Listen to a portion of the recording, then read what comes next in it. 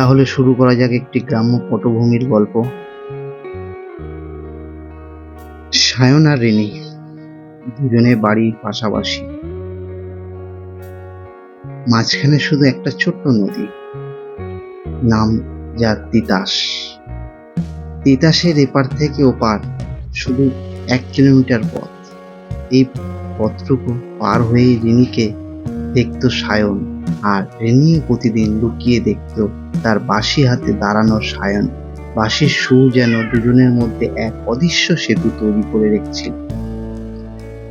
সায়নের বাঁশির সুর আর রিনির হাসির আওয়াজ, এর দুটোই ছিল গ্রামবাসী প্রতিদিনের এক পরিচিত ছবি। তাদের ভালোবাসার কথা গ্রামে প্রায় সবাই জানতো, কিন্তু মুখে কেউ কিছু বলতো না, কারণ রিনি গ্রামের প্রভাবশালী জমিদারের মেয়ে আর সায়ন এক সাধারণ কৃষক পরিবারের ছেলে। দুজনই ভালোবাসা ছিল যেন এক অসমাপ্ত কবিতা। একদিন রিনির বাবা জমিদার সাহেব জানতে পারলেন তাদের সম্পর্কের কথা। তার সম্মানে আঘাত লাগলো। তিনি সায়নকে ডেকে কঠোর শাসালেন। সায়ন বুঝতে পারছিল তার ভালোবাসার কারণে রিনির সম্মান ঝুঁকিত। ভাই সে রিনিকে কিছু না বলেই নিরুদ্দেশ হলো। তার বাঁশির সুরও থেমে গেল। রিনি অপেক্ষা করলো, প্রতিদিন তিতাসার পাড়ে গিয়ে দাঁড়াতো, কিন্তু সায়ন আর ফিরে এলো না। সায়নের নিরুদ্দেশ হওয়ার পর রিনির জীবনটা পাল্টে গেল। জমিদার সাহেব তার মেয়েকে আর ভুল পথে চলতে দেবে না, এই ভেবে জোর করে তার বিয়ে দিলেন পাশের গ্রামের এক বড় ব্যবসায়ী ছেলের সঙ্গে। রিনিও মানসিকভাবে ভেঙে পড়ছিল, তাই কোনো প্রতিবাদ করলো না। বিয়ের পর রিনি আর নতুন জীবনে প্রবেশ করলো, কিন্তু তার মন পড়ে রইল সেই তিতাসার পাড়ে। সেখানে সায়নের বাঁশির সুর মিশেছিল বাতাসে। তার নতুন সংসার, তার স্বামী, কেউ আর মনকে ছুঁতে পারছিল না। এদিকে সায়ন গ্রাম ছেড়ে শহরে গিয়েছিল। সেখানে অনেক কষ্ট করে একটি চায়ের দোকান খুলছিল। তার বাঁশি আর বাজত না, কারণ সে মনে মনে প্রতিজ্ঞা করেছিল যেদিন সে সফল হবে সেই দিনই তার বাঁশি ভরবে। সায়ন সফল হয়েছিল। ধীরে ধীরে তার চায়ের দোকান বড় বড় হতে হতে এক বিশাল রেস্টুরেন্টে পরিণত হয়েছিল।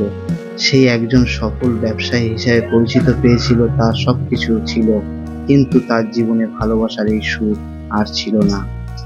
20 বছর পর সায়ন ফিরে এলো তার গ্রামে। সে যখন তিতাসার পাড়ে এসে দাঁড়ালো, সবকিছু আগের মতো মনে হচ্ছিল, শুধু রিনির হাসিটা আর ছিল না। সে শুনতে পেল রিনি বিধবা হয়েছে, তার স্বামী মারা গেছে, আর সে তার বাবার বাড়িতে ফিরে এসেছে। সায়নের মন কেঁপে উঠল। তার মনে হলো সে ভালোবাসার জন্য সে একদিন পালিয়েছিল, আজ সেই ভালোবাসা তার সামনে। সে জানতে পারল রিনি প্রায় তিতাসার পাড়ে এসে বসে থাকে। সায়ন তার রেস্টুরেন্ট ব্যবসার কিছু অংশ বিক্রি করে গ্রামের স্কুল কলেজের স্থানীয় জন্য কিছু করার সিদ্ধান্ত নিল। তার উদ্দেশ্য ছিল রিনিকে দেখিয়ে দেওয়া সে এখন আর সেই সাধারণ সায়ন নেই। একদিন সায়ন তার পুরো বাঁশিটি নিয়ে তিতাসার পাড়ে গিয়ে দাঁড়ালো। বহু বছর পর তার বাঁশিতে সেই পুরনো সুর বেজে উঠল। সুরটা শুনে রিনির মন কেঁপে উঠল।